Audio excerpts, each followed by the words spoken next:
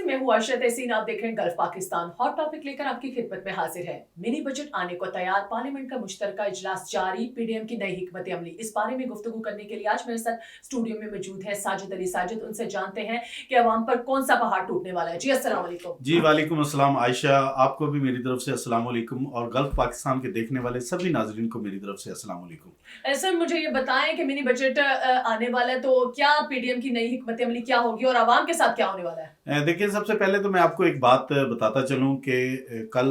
پاکستان کے وزیر خزانہ جناب محترم اسحاق ڈار صاحب نے ہمارے جو سپریم کمانڈر ہیں صدر پاکستان جناب عارف الوی صاحب سے ملاقات کی، اور اس میں انہوں نے منانے کی کوشش کی کہ یہ بجٹ جو ہے ہم ایک آرڈیننس کے ذریعے نافذ کر دیتے ہیں، لیکن چونکہ عمران خان صاحب نے اس منی بجٹ کو ٹوٹلی مسترد کر دیا ہے، کیونکہ ان کے مطابق عوام پہ ایک نیا جو ہے نا بوجھ پڑنے جا رہا ہے، جس میں آپ یہ دیکھیں گی چند ہی دنوں میں، 2-4 روز میں، کچھ ہی دنوں میں آپ دیکھیں گی کہ جو نئی آنے والی جو پیٹرول اور پیٹرولیم مصنوعات کی قیمتیں ہیں ان میں 32 روپے تک اضافہ کر دیا جائے گا، اور لگ بھگ 300 کے لگ بھگ آپ کو پیٹرول اور ڈیزل کی مصنوعات ملنا شروع ہو جائیں گی۔ سر اتنی مہنگائی سے عوام کس طرح گزارا کرے گی، جس کو آٹا نہیں مل رہا، گیس بجلی نہیں مل رہی، اس ملک میں بنیادی ضرورات پوری نہیں ہو رہی، تو یہ پیٹرول کو لے کے کیسے مینج کریں گے؟ دیکھیں، میں آپ کو ابھی بتانے جا رہا تھا کہ صرف پیٹرول کی طرف آپ مت دیکھیں، ڈیفینیٹلی اس ملک کی بدقسمتی رہی ہے کہ پیٹرول کے بڑھنے سے ہر چیز میں اضافہ ہو جاتا ہے، بنیادی ضروری جتنی بھی اشیاء ہیں، خصوصاً گروسری کی جو اشیاء ہیں ان میں اضافہ ہو جاتا ہے۔ لیکن یہ جو بجٹ منی بجٹ پیش ہو رہا ہے، یہ آئی ایم ایف کو خوش کرنے کے لیے کہ ان سے معاہدہ ہمارا ہو جائے اور وہاں سے ہمیں کچھ پیسے آ جائیں، تو ہم جو ملک اس وقت معاشی طور پہ پریشانی کی صورتحال سے گزر رہا ہے یہ کچھ بہتر ہو جائے۔ اس میں پیٹرول تو بڑھے گا، لیکن بنیادی جو ضروری اشیاء ہیں جن میں سوئی سے لے کے گاڑی تک سب چیزوں کی قیمتوں میں بے پناہ اضافہ ہونے جا رہا ہے۔ اور اس کے علاوہ ایک بات آپ کو ایک اور بتاتا جاؤں کہ جو ڈائریکٹ ٹیکس ہے پاکستان میں جو لگتا ہے، جسے جی ایس ٹی کہا جاتا ہے، وہ ڈائریکٹ ٹیکس پاکستان میں اس وقت 17% لگتا ہے، تو اس میں بھی 1% کا اضافہ کرنے جا رہی ہے یہ پی ڈی ایم کی حکومت، اور وہ 17 سے 18% کی طرف جا رہا ہے۔ سر انہوں نے تو عوام کا کھانا پینا مشکل کر دیا، تو عوام کس طرح سروائیو کرے گی؟ غریب عوام تو پس کے رہ گئی ہے۔ دیکھیں، غریب عوام کے لیے تو بہت سی مشکلیں اور بہت سی مشکلیں مزید بھی آنے والی ہیں۔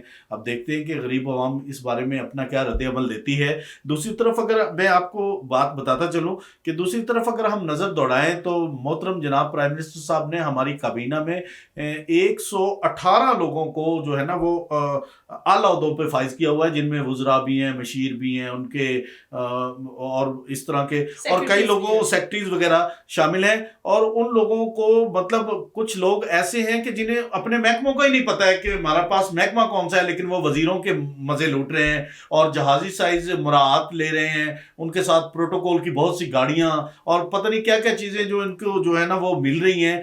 بلکہ بہت سے ہمارے جو لوگ ہیں،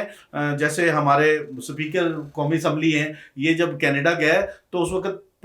پاکستان میں سیلاب آیا ہوا تھا، تو وہ پھر ان لوگوں نے رد عمل دیتے ہوئے انہوں نے جب دیکھا کہ یہ لوگ اتنی عیش و عشرت کر رہے ہیں، تو انہوں نے پاکستان کو امداد چند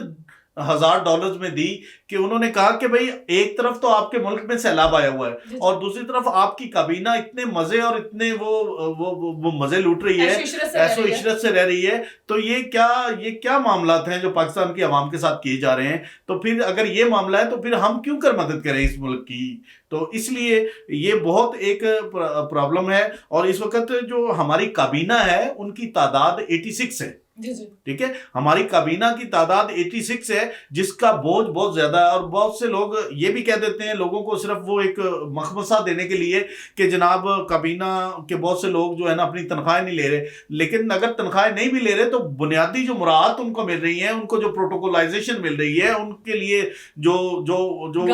گاڑیاں اور فنڈز وغیرہ جو ترقیاتی فنڈز ہیں، یہ چیزیں ابھی 86 ارب روپے کا فنڈ جو ہے نا وہ جاری کر دیا گیا ہے، تو یہ چیزیں جب عوام دیکھتی ہے تو یہ عوام کے لیے ایک ظلم اور اس کے علاوہ کچھ بھی نہیں، ظلم زیادتی ہے۔ سر کیا سمجھتے ہیں کہ ایک طرف وہ حکمران جو وہ عیش و عشرت کی زندگی گزار رہے ہیں اور غریب عوام کو آٹا تک نصیب نہیں ہوتا، تو یہ اتنا بنیادی فرق کیوں ہے ہمارے ہاں؟ आशा, एक और बात भी आपको बताते चलूं, अभी मुझे मालूमात मिली तो मुझे ये सुन के बड़ा परेशानी हुई कि जो गरीब लोग या जो लोग अपनी बेटियों को ब्याने के लिए शादी हॉल्स वगैरह का रुख करते हैं, तो वो शादी हॉल्स में भी अगर उसका 1 लाख रुपए बिल बन गया है उनका, तो वो 10,000 रुपए इजाफी जो है ना हुकूमत को भी जमा करवाने होंगे टैक्स की मद में उन्हें।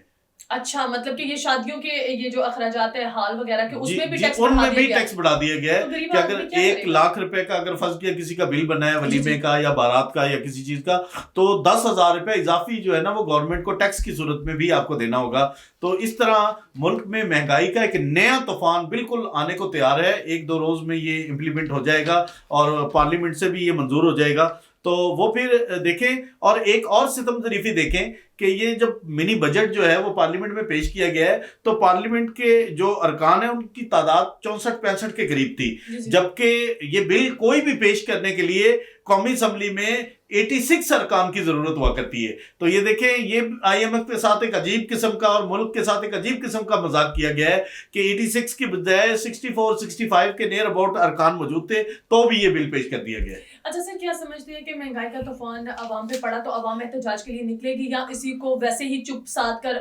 खामोशी से बर्दाश्त कर लेगी? देखें, अवाम, हमारे पाकिस्तान की अवाम का रद्द-ए-अमल ऐसा नहीं हुआ करता जैसे होना चाहिए, लेकिन में होता है। बाकी ममालिक में वो एक मुनज़्ज़म शहरी हैं, वो अपना रद्द-ए-अमल देते हैं और उनके रद्द-ए-अमल पे इदारे भी वो हरकत में आते हैं और बिल्कुल उनकी जायज़ जो मुरादें होती हैं, जो मांगे होती हैं, वो पूरी की जाती हैं। अगर देखें दूसरी तरफ तो आज इमरान खान साहब ने भी एक खिताब करते हुए, अपने लोगों से खिताब करते हुए, उन्होंने बहुत से जो पॉइंट्स हैं वो रेज किए हैं, जिनमें से कुछ पॉइंट्स मैं आपको बताना चाहूँगा कि उन्होंने कहा है कि सदर जो हैं, हमारे जो सदर मुमलिकत हैं, वो फाइनेंस बिल में रुकावट नहीं पेश करेंगे, रुकावट बनेंगे नहीं, लेकिन हम इस बिल को बिल्कुल टोटली मुस्तरद करते हैं। और दूसरी तरफ गैर मुल्की सहाफ़ियों से भी उन्होंने आज मुलाकात की है और उन्होंने ये कहा है कि जनरल बाजवा साहब ने आर्टिकल 14 की खिलाफ वर्जी की है। ठीक है। इसके अलावा जनरल बाजवा साहब के बारे में उन्होंने कहा है कि वो जनरल मतलब फौज के सिपा सलार होते हुए वो ऑडियो और वीडियो टेप्स क्यों बनाते रहे हैं और कैसे बनाते रहे, और वो ऑडियो वीडियो टेप्स भी मुल्क के वजीर आजम की ऑडियोज वो रिकॉर्ड करते रहे। तो ये एक बहुत बहुत परेशानी की बात है। ये उनके लिए जो है ना वो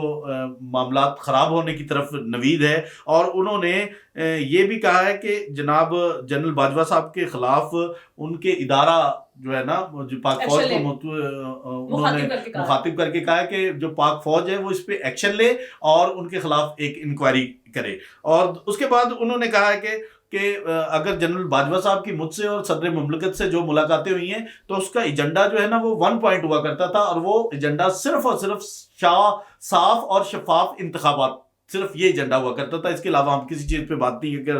किया करते थे। तो अब इस तरह की बातें जो है ना वो इमरान खान की तरफ से की जा रही हैं। तो उन्होंने कहा कि हमने इलेक्शन की खातिर अपनी दो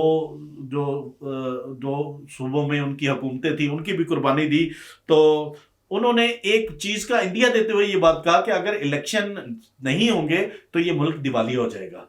तो इस तरह के उन्होंने खदशात का इजहार किया है। क्या समझते हैं इमरान खान के इस खिताब करने के बाद आवाम सोचने पे मजबूर होगी या फिर आवाम किसी बात का असर नहीं लेंगे, बस रोटी के लाले के चक्कर में अपनी भूख मिटाने के लिए वो अपनी मेहनत मजदूरी करती रहेगी, वो भी उनको पता नहीं मिलती है कि नहीं मिलती? देखें, ये तो बिल्कुल हकीकत बात है कि इस वक्त तनख्वाहदार तबका और जो रोजाना की बेस पे जो लोग अपनी मजदूरी किया करते हैं उनके लिए तो बिल्कुल इस वक्त एक इतनी मुश्किल तरीन सूरत हाल है कि उस सूरत हाल से पता नहीं वो कैसे निकल पाएंगे, क्योंकि आने वाले 1-2 साल में किसी रिलीफ की उम्मीद नहीं है। दूसरी तरफ इमरान खान ने भी इस चीज़ को एलोकेट किया है कि सोई गैस का और बिजली के मजीद बिल बढ़ा दिए गए हैं और उनमें तकरीबन कोई 49% इजाफा कर दिया गया है। और फिर एक और बात में उन्होंने ये कहा कि हुकूमत जो है इस वक्त खुला आइन की खिलाफ वर्जी कर रही है कि वो इलेक्शन नहीं होने दे रही। तो इन चीज़ों की तरफ अगर देख रहे हैं तो वो फिर इमरान खान ने एक और बात का इंडिया देते हुए कहा कि अगर मैं बुज़दार को हटा देता तो जनरल बाजवा ये चाहते थे कि अलीम खान को वज़ीर आला बनाया जाए और फिर हमारा हो सकता है वज़ीर आला भी इस वक्त हमारे सूबे में ना आता। اچھا سر، کیا سمجھتے ہیں کہ عمران خان کے اس خطاب کے بارے میں، منی بجٹ کے بارے میں عوام کیا رائے رکھتی ہے؟ عوام کو کیا کرنا چاہیے؟ دیکھیں عوام ڈیفینیٹلی جب تک عوام اور کیونکہ جمہوریت جمہور سے نکلی اور جمہور عوام کو کہا جاتا ہے، بالکل صحیح کہہ تو رہے ہیں۔ عوام جب تک اپنے حقوق لینے کے لیے نکلے گی نہیں، ایکچولی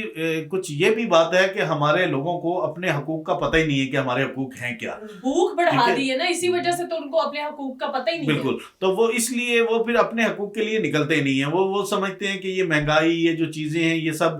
جو دوسری طرف ہماری ایلیٹ کلاس ہے وہ اتنی عیش و عشرت سے اپنی زندگی گزارتی ہے ان کو کہ فرق نہیں اگر پڑتا۔ ان کو کسی چیز سے اگر یہ پیٹرول 1000 روپے لیٹر بھی ہو جائے تو انہیں کوئی فرق نہیں پڑے گا۔ صحیح کہہ تو رہے ہیں۔ دوسری طرف اگر جو تنخواہ دار طبقہ ہے یا غریب لوگ ہیں، وہ بھی جو کم مراتبی طبقہ ہے، جسے لوور مڈل کلاس کہہ لیں، ان کو تو اتنا زیادہ اس چیز سے نقصان پہنچتا ہے جس کی کوئی حد نہیں۔ جی بہت شکریہ سر صاحب، آپ نے اپنا قیمتی وقت ہمیں دیا۔ جی تو ناظرین، امید کرتی ہوں آپ کو آج کا پروگرام بہت پسند آیا ہوگا۔ کمنٹ باکس میں اپنی رائے کا اظہار لازمی کیجیے گا۔ تب تک کے لیے مجھے دیجیے اجازت۔ اللہ حافظ۔ Subscribe golf Pakistan.